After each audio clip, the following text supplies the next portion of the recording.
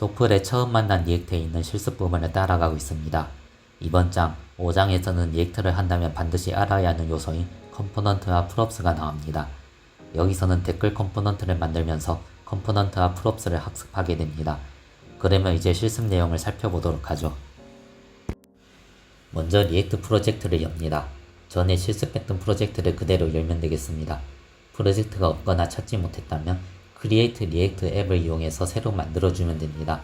3장, 4장의 코드가 없어도 5장을 실습하는데 지장이 있지는 않기 때문입니다.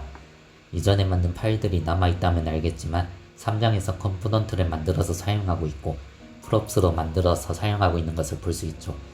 다만 이때는 리액트를 이제 시작할 때라 개념이 잘 정립되지 못한 때임을 감안한다면 이제는 컴포넌트와 프롭스에 초점을 맞추어서 실습을 할 수 있죠. 3, 4장과 마찬가지로 5장 폴더를 하나 만들어줍니다. 그리고 댓글 컴포넌트를 만들기 위한 comment.jss 파일을 만들어서 준비를 합니다. 그럼 파일에다가 댓글 컴포넌트를 만들어 봅니다. 3, 4장에서 하던 방식과 같이 하면 되는데요. 맨 상단에 리액트를 불러오기 위한 임포트를 작성하고 코멘트 펑션을 작성한 후에 다음과 같이 입력하면 되겠습니다. 이게 코멘트라는 하나의 컴포넌트가 되고 이 컴포넌트를 다른 곳에서 활용하기 때문에 익스포트 키워드를 꼭 붙여주도록 합니다.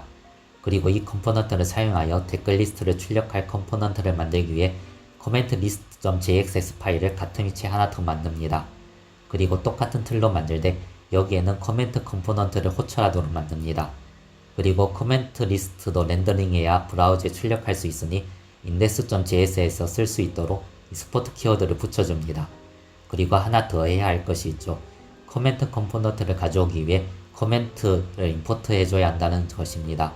만약 임포트를 넣지 않은 채로 렌더링을 시도하며 이와 같이 not defined 에러가 발생하니 꼭 넣어주도록 합니다. 그런 다음 index.js에서 코멘트 리스트 컴포넌트를 렌더링 하도록 한 다음에 리액트를 실행하면 우리가 만든 그대로 나오는 것을 볼 수 있죠. 그럼 진짜 댓글처럼 보이게 수정을 해봅니다. 먼저 커멘트 컴포넌트를 이와 같이 변경을 해줍니다. 이름도 있고 이미지도 있고 그럴싸해 보이죠? 그렇지만 실행하면 나오기는 하지만 뭔가 부족해 보입니다. CSS로 꾸며야 하는데 CSS는 아직 다루지 않았으니 일단은 해당 위치에 그대로 입력을 해둡니다. 그리고 컴포넌트 HTML 태그에 이와 같이 입력을 해줍니다. 그런 다음 실행하면 이제 댓글 모양처럼 보입니다. 이 댓글을 여러 개 출력하고 싶다면 컴포넌트 여러 개 사용하면 됩니다. 그런데 댓글마다 이름도 다르고 댓글 내용도 다르게 하려면 어떻게 해야 할까요? 이때 프롭스를 사용합니다. 이 비유가 정말 이해하기 쉽게 해주는데요.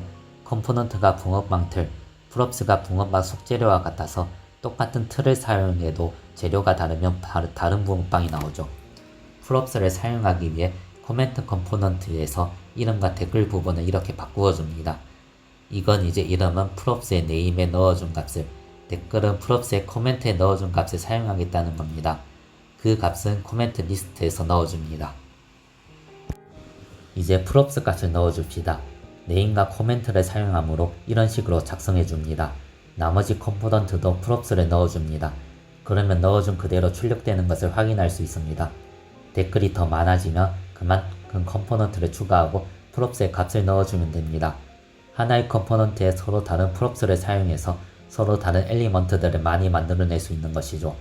댓글이 서너 개라면 그냥 넣어줘도 상관없는데 댓글이 수백 수천 개라면 일일이 컴포넌트를 만들어서 넣어주기란 사실상 어렵죠. 일일이 컴포넌트를 만들지 않고서도 여러 댓글을 출력하도록 하기 위해서 이와 같은 맵이라는 함수를 사용합니다.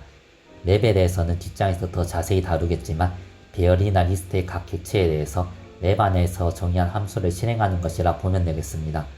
이는 웹사이트가 출력하는 데이터를 서버에서 받아올 때 리스트 형태로 받아온다는 점에 착안했다 볼 수 있습니다. 예를 들어 5개의 댓글 데이터를 서버에서 불러온다고 가정하면 이런 형태로 데이터를 받아올 겁니다. 리스트 형태로 데이터를 받아오죠.